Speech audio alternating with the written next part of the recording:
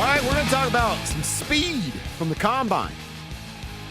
We're getting a little inside information, too, about one of these players we're going to talk about from one of our texters.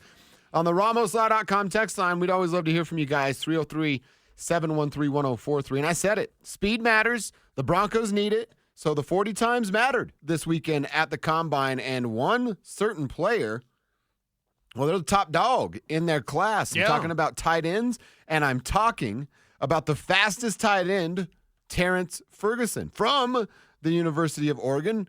Born and raised right here in Colorado, Terrance Ferguson had the fastest 40-yard dash of all tight ends, and his speed was 4.63. Whew. Just a touch faster than Kevin Kistner's 50, but that's it, just a touch. Just a tiny bit, Kev. 4.63.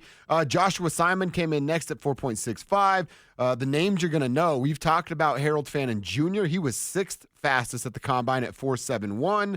And really, out of the names that we've talked about a lot, those are the two top players that we have discussed. That's a nice time for both Harold Fannin Jr. and Terrance Ferguson. Right. Sees how much does, especially at this position, do these numbers matter for draft status? Well, it matters at this position for what the Broncos are looking for, right? And I'll side with you on the blocking thing. Like, all right, you can teach a receiving tight end how to block enough. You can't teach a blocking tight end how to catch better. They either can or they can't. And Ferguson is a smooth pass-catching tight end. And when I talked to him at the Senior Bowl, one, he plays basketball with Bo Nix. So, like you got that, right? A couple hoopers, right? Two, he patterns his game, and this is so it's a bold strategy, Cotton, but he patterns his game after Travis Kelce. Whoa. Yeah. Okay. Now, I don't recommend that for young tight ends out there. Yeah, there's only been one of those guys. Exactly. But if you're going to look up to somebody as like, hey, I kind of want to play like that, it's Kelce. Here's the other thing. You're going to get Terrance Ferguson in the third round. He ran the fastest 40 time. Oh, my God, he's rocketing up draft boards. Yeah, from a fourth to a third. From an early fourth to a late third. So you're talking about 85, where the Broncos sit at 85. Yeah, so running back, defensive tackle, tight end. If you wanted to, and you take your running back early, let's say Ashton Jeanty does fall at 20. Okay, done. And then defensive tackle in the second round, I'll give you, I don't think Deion Walker's there. I'll give you Jordan Phillips from Maryland. Pretty good. And then Terrance Ferguson in the third. Or flip-flop them. Take Phillips in the third for Maryland, the defensive tackle, and then take Ferguson in the second. You'll be fine. Now, that's a little bit high, but if it's the right guy, look at all your best tight ends. All your best tight ends, except for Brock Bowers.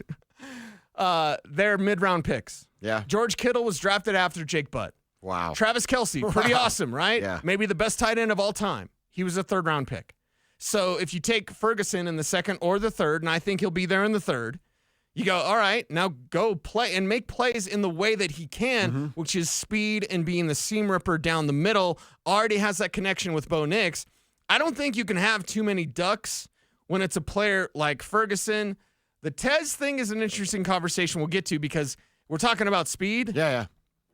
Tez Johnson did not have speed. Well, no, we can talk about it. He did not have speed, and I think it was, at least you're in the circle more than I am, but it felt like, as I'm scrolling through social media looking for combine stuff late last night, a lot of people felt unpleasantly surprised about Tez Johnson's 40 speed. In fact, the term I kept seeing over and over about Tez was, oh, he's a game speed guy. He's a game speed guy. Yeah. But isn't that like, what's the old Daniel Tosh joke? Like, oh, you say you're bad at test taking? You mean the part where we find out how much you know? You can't just have game speed. Right. You know what I mean? Right. Like, okay, Jerry Rice, that might be the guy you call game speed, but he's Jerry freaking Rice. Now, let's not talk about Tez Johnson and Jerry Rice. Exactly. Now you got me thinking Tosh.0. That's hit or miss with Tosh.0, but when it hit, it was good. Oh, so good. Tez Johnson is a quickness guy. And again, 40-yard dash, that's why, where I have Tez Johnson as a mid-round pick, and some people saying he'll go in the second round because of what he did at the Senior Bowl. The Senior Bowl doesn't move you like that. Not in non-quarterback status. It doesn't move you that way. But Tez Johnson was unguardable at the Senior Bowl. That's way more important in that small percentage. Let's say at best 5% of your grade is from the Senior Bowl, 5%. And I'm being way optimistic. Okay. It might be like 1%. Wow. Your combine is like 0.5%. So what did he hit the combine? 4.51 40-yard dash for Tez Johnson, Bo Nix's brother, wide receiver from Oregon, and he's only 150 pounds, and that's unforgivable. You can't be that slow. He's quick. He gets open. It's not like you're going to be physical with him at the line of scrimmage because he's not a 1 or a 2. Mm-hmm. He's a 3 that you trot out there that's always going to be open, that has that chemistry, and has sick feet. He's got foot frequency, so he can change direction quickly. And for me, the 3-cone drill, much more important. Broad jump, much more important. Okay. Vertical, much more important. Cam Scadaboo, by the way, with 40-inch vertical? Damn. Yeah. He's got those freaking thighs on him. Exactly. Loading power down Right. there. So there are certain measurements that at the scouting combine can show explosive traits.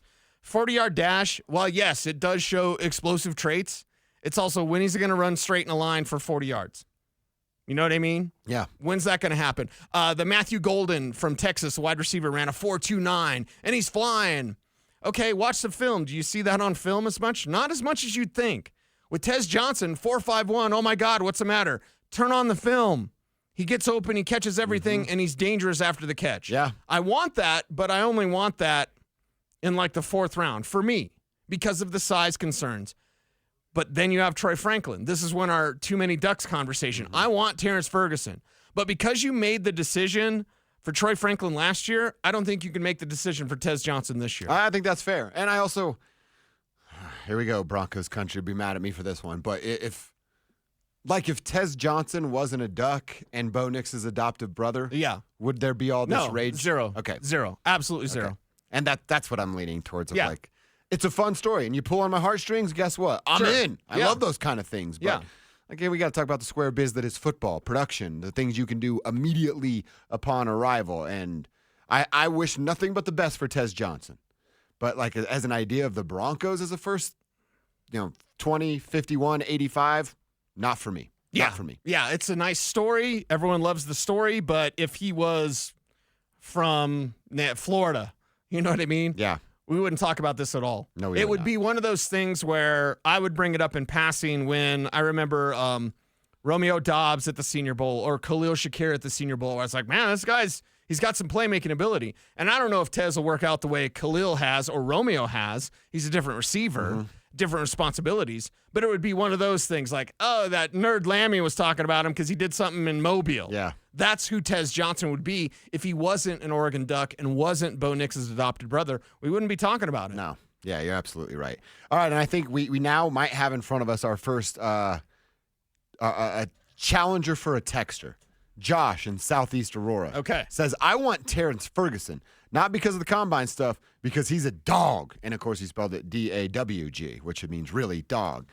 Josh says, I coached him in club basketball. Whoa. All this dude does is compete, which he wrote in all caps again. So now, Josh, the listener challenge here, get him on our show. Get in contact with him. Tell him you know these two bros. Would love to talk to him about his 40 time and playing in Denver. And then boom, we get Terrance on the show. And then we get Terrance Ferguson on this show. Yeah. I like it. Yeah. Another texter, 970, says, Josh, what's your Ducks beef? One, they're just a really overrated college football team. But they do win the costume contest every year, and I think that matters to guys like Oregon Trey. Well, and I've asked the question with the Saints, like, what did they win? Of all the players that you could get, we've had the conversation about Taysom Hill. Like, well, okay, versatile weapon, Swiss Army knife. What'd they win? Yeah, right. What'd they win? Did they win anything? Nothing. Nothing. They won nothing. So with the Oregon thing, it's like, okay, Tez Johnson would be very interesting here. He's going to be gone by the time that I would feel comfortable drafting him, and you already took Troy Franklin. Mm-hmm. If you hadn't taken Troy Franklin, I'd be much more bold on Tez Johnson this year. But I asked the same thing for Oregon fans. What'd you win? Did you win anything? No. You win anything? No. Why do we want everything from a team that didn't win anything? Now, again, it's college compared to pro. I think the Saints conversation is more interesting to me. But if we get sick at talking about New Orleans, don't we get sick at talking about this guy played with Bo? He's caught a pass from Bo. Well, new guys are going to catch passes from Bo too, and they could be pretty good. Mm-hmm. Yeah, I don't. The feel good stuff, you have to produce. You know what? You know what's going to make me feel good? Winning a playoff game, getting back to a Super Bowl.